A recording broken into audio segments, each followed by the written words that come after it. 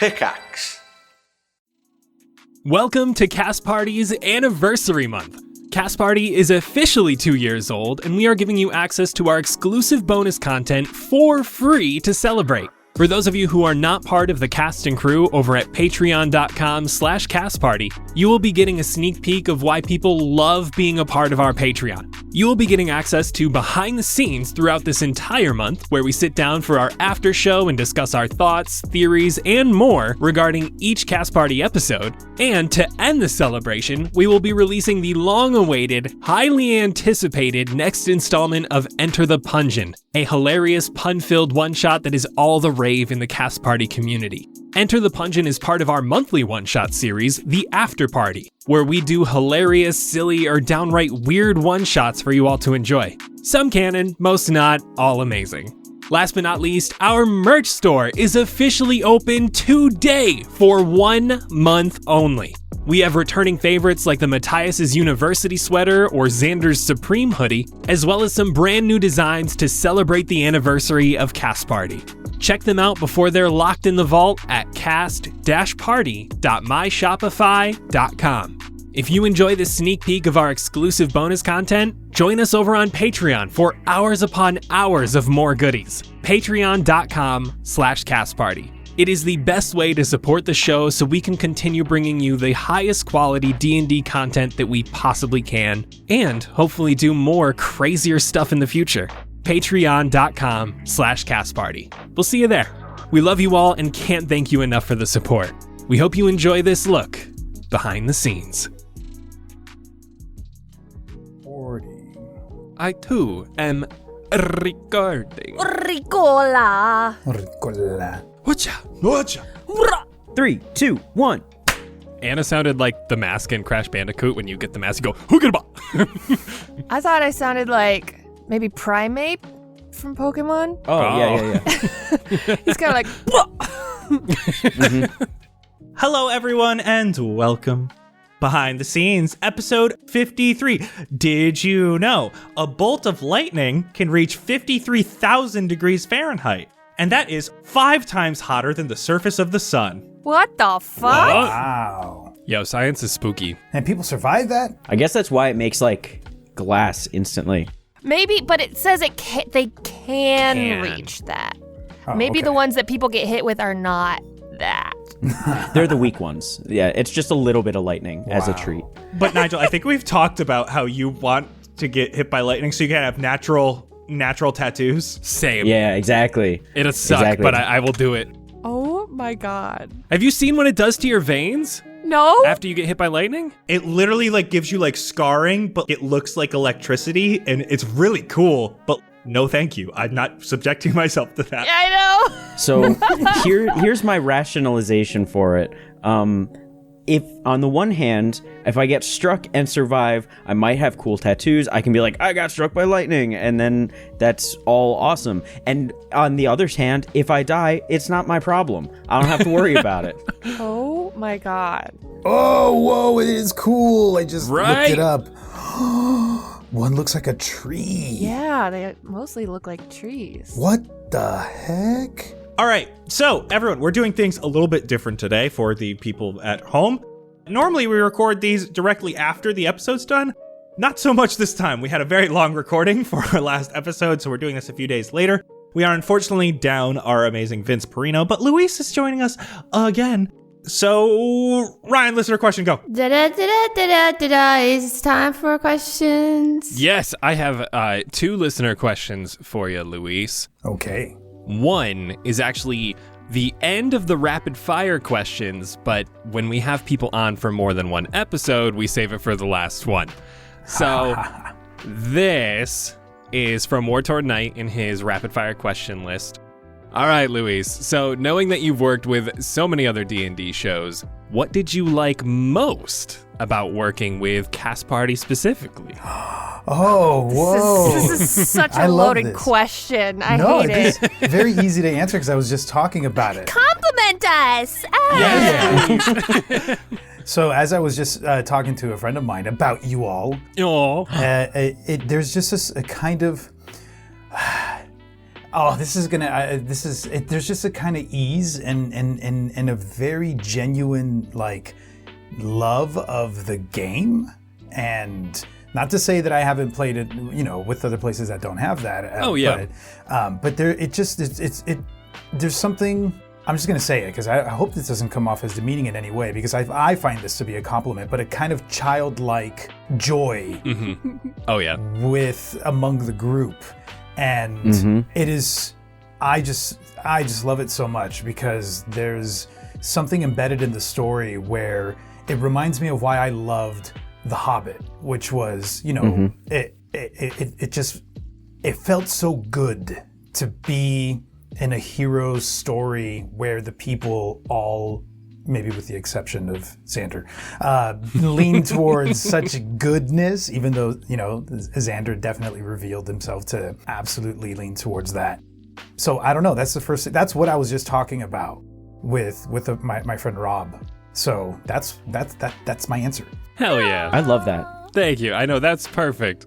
I think having the backstory of everyone being from the real world kind of gives that more like that in general morality you see from the real world. Like it's almost like they're tapping into that. And so I think that helps in the characters' eyes of kind of setting that scene. Like, so the very, very early portions of Cast Party, as well as, even to this point, Blueberry, Sebastian, Jet, and sometimes Xander completely against killing people for a long time, which is so interesting for a D&D group. And I didn't even expect that as we were going in. But like, of course, like still against normal, it's still very much against it. Of course. It's like one of those things that like I didn't even think about when we started Cast Party. I'm like, oh, wait, they're not killing the NPCs I put in front of them. And I was like, oh shit, yeah, that makes sense. They have the morality. They're not used to it happening day to day. It has gotten, I don't want to say a little more normal within the party. It's almost like it's anticipated, I want to say. Like, we're expecting it. It's not as big of a shock to us anymore. But it brings up a very cool aspect of Colin being able to, like, oh, we don't want to kill you, so we left these guys alive, or we knocked them out, we tied them up, we did whatever, for that whole situation to come back around and bite us in the ass because we didn't cut off the loose ends. Or help them. Yeah. Did it help us? The Ashen Phoenix guy, who we tied up in Cleo's dad's house, came back and was working with May. All right, Luis. I don't recall who brought this up, and I sincerely apologize to everyone, but during the last live listen, we were all talking about your name, Lobos' name. Did you have a reason for picking Lobos as a name, or is there any sort of meaning behind your choice on that? I mean, it's wolf in Spanish is lobo, so I kind of imagined him prowling in the night. I don't know. I just sort of, for some reason, and this doesn't always happen when I'm starting to like think about like a character and their nature and how they might be or how they might see things and move about in the world, not just physically, but kind of like how psychologically. And for some reason, the image of a wolf, our aspects of it kind of, came to mind. And the one thing for sure is like the lone wolf. And I imagine him spending a lot of his time very alone. I guess I tend to make lonely characters. Cut that out. Be friends with folks. Come on. I mean, with a backstory of leaving your whole village, that's like the perfect animal for that choice. Love it. All right, that's it for the listener questions. Thanks, listeners. Let's do a little bit of a recap of what happened. Xander started out in the pumpkin speaking with Nomura and Blightmore. And he brought you all in to the portal that took you to the astral plane. You headed inside this ominous building on the floating island on the astral sea.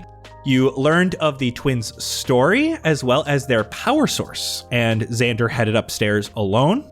There was a tense conversation between the twins and Xander, and it quickly ended up with everyone upstairs helping to kill Blightmore and eventually Nomura. We got Xander some power back, and you later found out that Lobos was a part of the Magistrate. You headed your separate ways, the crew southward towards other villages on this island, this continent, Bakaria. And Lobos, you ran into the Magistrate in Umberdale. with Commodore Fulton, along with the Keeper, who the others know about, who left and headed southward. So first of all, what an episode. So much happened. But I do want to start off with Luis and everyone else's reaction to Lobos being a part of the Magistrate. After that reveal, did you all kind of think about how much he was studying you for the first 2 episodes? As we were going through the live list and everything recently, I was like, oh my God. Even in me knowing this, I was like, damn, he really got a lot of information out of them. Mm-hmm. And he took notes. The first thing I thought of was it was a late session. So like we finished up and I just went and laid in bed and like I had to come down from like all the adrenaline so I could actually go to sleep. And I was just sitting there and I was laying down and I was like, damn, Lobos was really about the Magistrate. And the first fucking thing Xander said off the beach was, hey, we're the Magistrate's #1 enemy. Yeah. I was like, oh, cool. Oh, Nice. my God. How do you just tell strangers that when you have no idea where their allegiances lie? I mean, it was one dude. We could have taken one dude. I remember Lobos saying early on and again that you were too trusting. Even little things, like you guys never questioned when, at least out of character, because your characters didn't really know this, Lobos gave that envelope to Lada and was just like, only let someone open this who asks for me by name. I think, Luis, you messaged me either after the session or during the session saying, this is what it is. If someone from the Magistrate comes asking for it, this is for them. Can you give us a leak on what actually was in the envelope? I mean, that's not my call. That's for Colin to... He wrote down everything he asked you about. Anything that has to do with LA, anything that has to do with your other world, where you came from, is in that letter. Yep. Oh, Damn. You know what? I'm here to make things difficult for everyone, apparently. I'm trying to figure out if that's bad, really, for the Magistrate to have. I mean, they know. I mean, it's really, they just learned that we want to get out of the way, and then we wouldn't be in their hair anymore, right? Yeah. So what if they just helped us? They're like, okay, you can leave. Yeah, they're like, hey, we'll get rid of you if you just leave. Oh. Or do they want to come to LA? Yeah, did they actually know we were from LA before this? Had they known any sort of inkling on what actual plane we were from or location? I don't know if we've ever said it in front of a Magistrate. No, we haven't. The only thing that happened somewhat recently was when you were speaking with Ermina. She was like, yeah, so we've been searching you. We've been trying to figure you out. We don't have any information on you from before the prison break. Where do you come from? I can't remember exactly how it was, but when Luis and I were going back and forth, I kind of mentioned a little bit of backstory. And if I remember correctly, it was you who brought up being part of the Magistrate? Yes, yeah. I like the idea. You'd given me options in terms of like settings and stuff, different places you could be from, and I definitely, I like the idea that we started bouncing around about being an agent of the Magistrate, but maybe potentially having some conflicted feelings about it. But I don't know if I really landed on that as a part of his backstory necessarily, but maybe after encountering the group, some of that started to manifest. I thought it was very interesting, and I absolutely had a blast with it. But yeah, I think we talked about this in one of the other behind the scenes, that essentially when we were finally booking Luis, I basically told him, like, okay, these people know where the airship is going, or at least know where it is in the sky, and this is the places they're going to fly over. Which one of these sounds like a good setting for you? And he chose the Witchfen Forest. And so that's how it ended up being that location rather than a couple others along the way.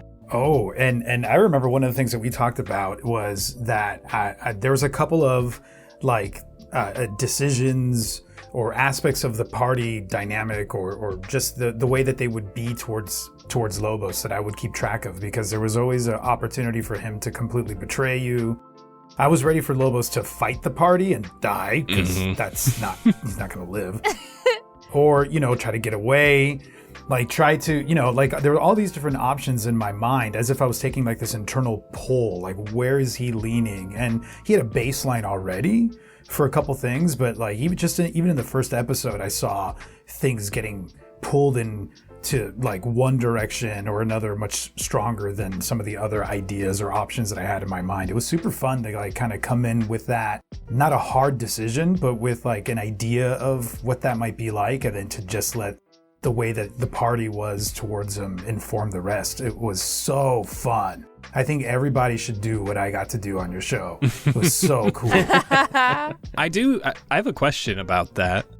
So because I don't want to say your allegiance was like swaying back and forth, but given that you were a magistrate affiliate, after your encounters with us and seeing what we're like and seeing us talk about the bad things the magistrate's done, for the most part, we didn't talk about it too much, but like we talked poorly about the magistrate. Yes. Out of game, Lobos's future, does that still lie within the magistrate, or do you think he's kind of questioning things now that he's back? Funny you should mention, because I wanted to find a way to put this in, and I'm okay that it's not. I mean, I imagine Lobos would have found a way to send a message to you all at some point, like a parting message. Mm-hmm. I mean, if anything, if possible, he would warn you that something is headed your way, but potentially. But I think he's got a new outlook on life, and I think one of the things that is a newly born drive of his is to find a way to LA. Because if these people who are the way that you are, if this is where they come from and they're all like this, then his impression of LA is that it's a better place than where he's traveled in this plane and in other planes. He's gone to other planes. So I think that the party changed him and gave him a different kind of outlook on what people can be like and the sacrifices that they're willing to make and what they're willing to give up in order to make the right choice. And so right now, which I live in LA, so I know how wrong Lobos is. But Lobos right now is walking around contemplating that from this other place called LA, this is how these people are. And so I think right now he would like to find his way there. That's so interesting. Just, it's funny that you mentioned him wanting to come to LA, because for our most recent one-shots that we did for like our after party episodes, I was DMing and I made a world where Fandrea and Earth basically collided as two planes and became one. So, you know, maybe Lobos finds a way to do it and makes those canon. Who knows? Maybe that's what happens here. Let's talk a little bit more about Xander and what happened, because nothing happened the way I expected to. So this was, as I said I think I said to you guys before, that this was like one of the most prepared I've been to be unprepared. I had no idea if he was even going to go to the astral plane. I had no idea if he was going to go upstairs alone. I had even no idea if he was going to side with Blightmore or Nomura or neither or both of them somehow. Like if he was able to convince them to come together and fight against Omis or Sire. Oh shit. I had stat blocks for Nomura, Blightmore, Sire, Omis.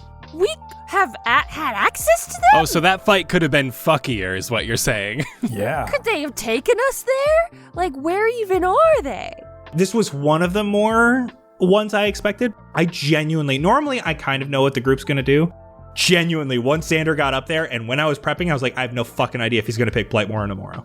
I want to know all of your thought process, Nigel, because we couldn't really talk about it like in character. Yeah. Because you were upstairs and we were down. We had no way inside your mind to read your thoughts. Speaking of that specifically, when Xander had the thought of saying anything down there and you came in with either Nomura or Blightmore being like, don't talk to them. Like that shut me down immediately. I was like, oh, I mean, I wasn't going to ask them for advice. I was just going to tell them something. But then you made it clear that they're obviously in his head. But honestly, the whole time that I had to deal with this decision and figuring out which way to go. And even like looking back, I'm kind of like, oh, maybe I should have done this, or I should have tried this, or maybe I should have ended this way or whatever. I was like, during the emotional moments, during the moments where Xander was like visibly scared or like having this crisis, I was physically shaking. Like, I felt like I was making a decision that was going to affect me in real life for the next like couple years. I was like, I'm choosing my patron, not Xander choosing his. Like, it was a lot. I was very in it. And like the moral dilemma of like each of them, neither of them was offering anything good. Like neither thing was workable. And it was one of those moments where I always know which direction I would go, which is sacrifice the one to save the many. And that's a Nigel decision always. But in the moment, like, there wasn't an option that Xander would have chosen there that would have made sense, or would have been like, even though he had to make the decision, he has to deal with the consequences of whatever that decision is. Even just dealing with the party based on the decision that he makes, it was unbearable to him. And like, we haven't seen him have emotions yet. Like, he's been pretty like even kilter the whole time, even keel throughout the entire show.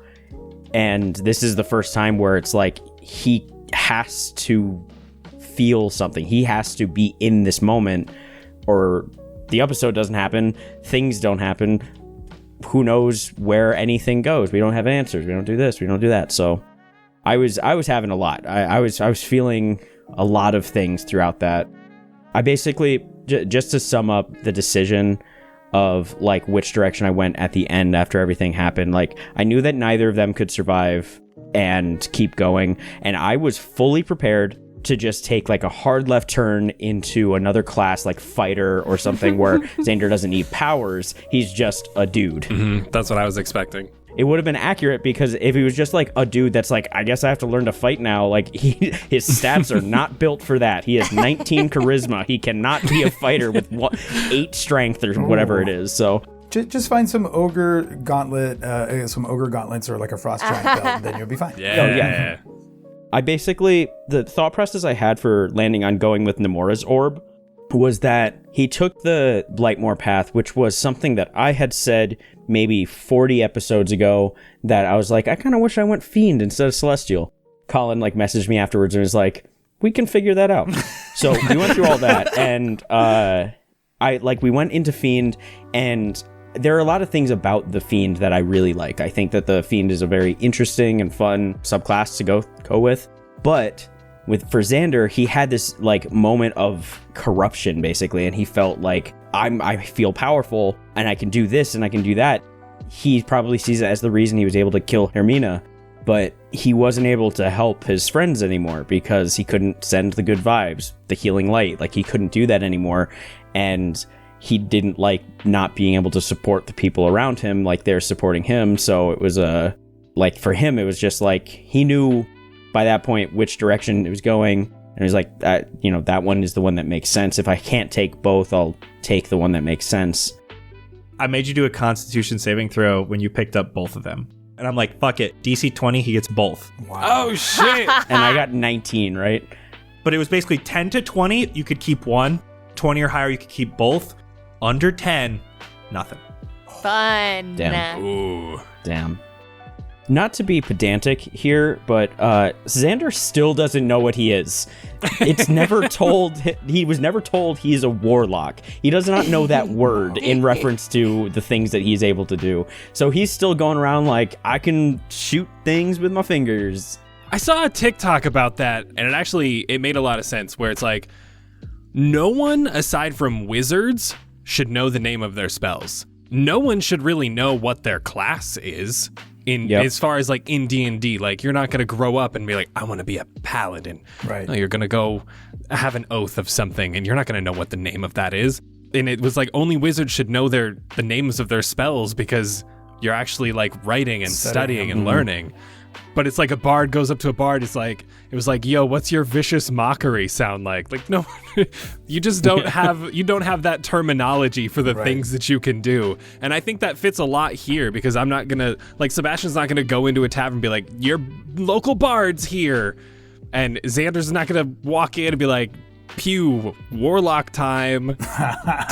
Yeah, I mean, I guess in a way, yes, but that's kind of like if you're in your own bubble, right? Because like, we, even though like, I don't know, if someone becomes an assassin by trade, like that's the decision that they made, even if they never heard the word assassin because it was, the language that they speak or whatever, other people would see what they can do and be like, oh, that thing is called an assassin. And they could then say to that person, that's an assassin. It's like, we know what soldiers are. We know what librarians are. Those are my three classes: assassin, soldier, and librarian. And so I mean, like, they're in the world, it would be able to, someone might be able to recognize it and be like, oh yeah, you do this thing, therefore you are probably X. But you are right about the spell names. Like, no one would know their spell unless they saw it compared to someone else's or read about it in a book or their patron tells them, hey, here's your gift, Eldritch Blast. That's true. It goes boom. Mm-hmm. That's true. You might be able to recognize it, like something like Fireball. You send that out, and it's like, I'm sending out Orb of Fire, and it's like you're Not quite. kind of right, but Which, yeah, so it makes sense that you like call your I just got bit by a dog. You call it good vibes because you're like, I have no word for it. Yeah. good vibes, finger guns. Like I've tried to like come up with in character names for things when I am like talking about them, but obviously a lot of our combat we're not necessarily in character when we say I'm gonna cast Fireball, I'm gonna do Shatter or whatever. But when you talk about it, it's like, yeah, I got these finger guns, sending out good vibes and stuff like that. So I think we are probably approaching it the most realistic way any D&D campaign can do it. I'll say it. So speaking of combat, I do want to actually shift and talk about the combat we had this episode, because like, how the fuck did you all get upstairs? Sorry, bro. You let one person get past with magic, and it's like, well, we got magic too. I know, and I loved it. I think it made that scene of killing Nomura like great, because like at that point, one round you guys would have killed Nomura. So I made it more cinematic. But yeah, I was not expecting you all to get up there. It was very much an anime ending right there with like everyone throwing out attacks, like Blueberry healing me, Sebastian throwing out Fireball, the arrows with the Eldritch Blast, and it all just kind of, in my brain, it all like melded together and did like the super powered beam. The Slod's just downstairs like, hey. Hey. What the heck, man? I do want to talk about one thing that I didn't get to do with this combat, because I was actually super excited about this, especially when Sebastian and Jet, you fell into the Astral Sea. The start of every turn you're in there, you had to do a wisdom saving throw. You guys always passed. Yeah. I used lucky on my first one. Yes. So if you failed that, it was a DC 16, you would roll a D100. And I had a list I found online of D100 backstories. They were like each a sentence each. Oh. And whatever you rolled, those are the memories you would get from that person who is trying to take over your body. So like one, I was like practicing with Allie, so she like rolled 2 D100, and there was like a pirate who was the last one alive after their ship went down and everyone else drowned. You would have just started to drown. You would have literally not been able to use verbal spell components because you were literally feeling like you were drowning. I think that could have been a lot of fun. I love improv stuff like that, so it would have been really fun, but I didn't get to do it, but that's okay. Oh, man. Reuse it down the road. Yeah, that's definitely one of those things that you can hold on to for, the next time we're in the astral plane. The next time we fall into an ocean of dead people. Yeah. I remember real early on, you had kind of hinted at the fact that you had a plan for if one of us died. Yes, and you guys learned a bit about it. Because those who are plane touched, meaning they have gone from one plane to another, they have a little more access to movement when they're traversing between planes. Those who are plane touched, when they are dying, if their soul is to go to the Astral Sea, because in Fandrea there are different places your soul can go, especially depending on if you have pledged yourself to someone specifically, or you prayed to someone, or they have taken a hold of your soul. When your body dies, your soul will go that direction. Because of something that happened long ago, there is a plane that is in between Fandrea and the astral plane, and that is Pandemonium. If a soul is headed towards the astral plane and they are plane touched, they can control themselves enough that if they would like to, they can go to Pandemonium. and there are dead adventurers there who their bodies are preserved, and they essentially like allow souls to like have a second chance, but then they have to like fight through the horrors of pandemonium to hopefully get back to where they once were, and they'd never be the same again. Wow. What? Dang. I want to play that game. Yeah, see, that would be interesting, because if one of you died and went to pandemonium, we would probably do that person. So say Xander died, Xander's soul went there. We would probably do a session where it was Xander in a new body and you three creating new characters of people who had died and gone to pandemonium. Oh, shit. Whoa. All right, let's plan to kill Jet next episode so that we can like. So I do want to talk a little bit more about this episode before we get too far off. There was more to the story of the twins than more than just what that being at the beginning told you. This being didn't know a lot more, but if he brought it up to Namora and Blightmore, they would have been more forthcoming with that information. They were essentially demigods coming from, you only know their father, who was Omis. Who's their mama? Do you think now that we stopped their contract to expand the forest, is Sire going to come after us? I hope so. I want his power too. All right, we're getting long on time. So, is there anything else you guys would like to ask? Questions? Anything you want to bring up?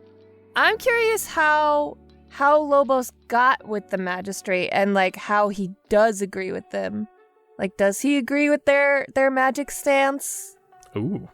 I think that so the sort of justification the gray area that I gave Lobos was kind of to go back to what you all were talking about earlier, that in the Dungeons and Dragons world, it's a violent world and people die all the time. But death doesn't mean the same thing, because people can get brought back, and there's all of these different possibilities of what you can become after death. And so the kind of gray area that I gave him was that he comes from a pretty violent place, in the sense that they're having to fight back this like living forest that's dangerous.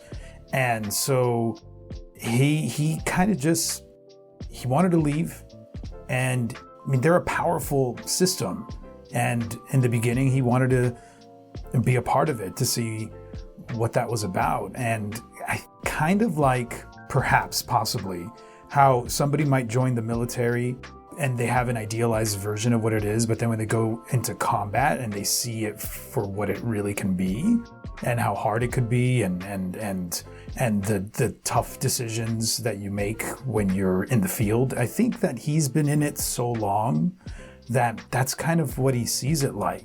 There are hard choices that you make, and there are worse organizations and systems that, if they were in power, then things would be way worse than they are now. So I think that he's kind of talked himself into seeing the bright side of something that can be not so great, because it's possible to imagine something worse, if that makes any sense.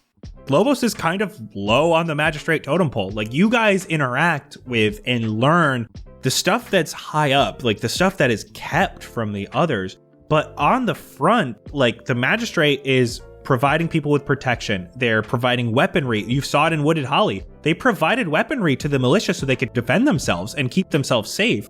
You've seen it everywhere, that people are just like happy the magistrate's there because they're feeding them, because of all these different things. Like, there's these different portions of like, yes, the magistrate is doing good. Lobos might be more pushed at and seeing that stuff rather than what you guys have been like seeing, because you've gone to places that where terrible things have happened, but like, people didn't know the magistrate and the Arcanum were the ones who destroyed Windermere and all the knowledge there. You are like one of the few people on this plane that knows that. Luis, the way that you played Lobos in the end there, when we were like, can you just like pretend you didn't see us or whatever? And you're like, no. Like, I think you played that the most realistic way for that situation, because you knew us for 24 hours. You saw us do something potentially selfless in a moment, but we admitted to being enemies of the magistrate for X, Y, and Z. And we didn't get specifically into why we were enemies, but you're like you saw us as potential threats to an organization that you're a part of, and even though we had a moment of something like unique or like selfless or whatever word you want to put to it, you saw us do that and you're like, okay, these aren't bad people, even if they're against us. Mm-hmm.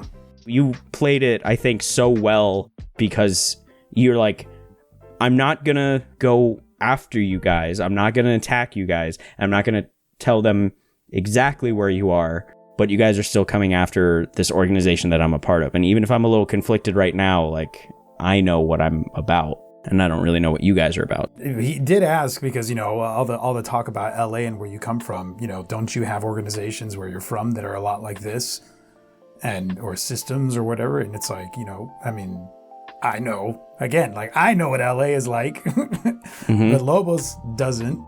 And, you know, not to poo-poo LA, I like it here. There's everything you can, anything that's possible is available here because it's so huge. But, I mean, I just like gray areas. I like to get to the nitty gritty of something and not just stay on the idea of it. That feels more human to me. But I want to just say thanks again.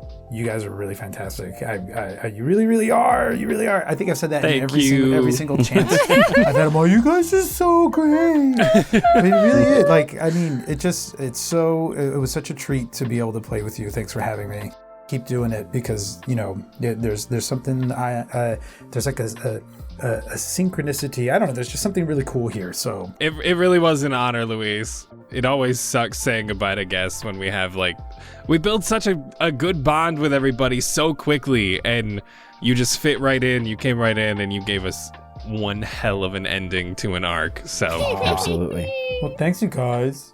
You all help set me up. So thanks for listening, everybody. Yeah, Luis, sign us off. Catch y'all next episode. Check out the behind the scenes. Sign up for the Patreon. Patreon.com/castparty. And there's going to be merch coming out, everybody. I just decided that there's going to be merch. Oh, yeah, that's actually true. Thank you all so much for listening. And again, one more huge thank you to Luis. We will see you all next week. Bye-bye. Thank you. Bye-bye. Oh, goodbye. Goodbye. Bye, everybody.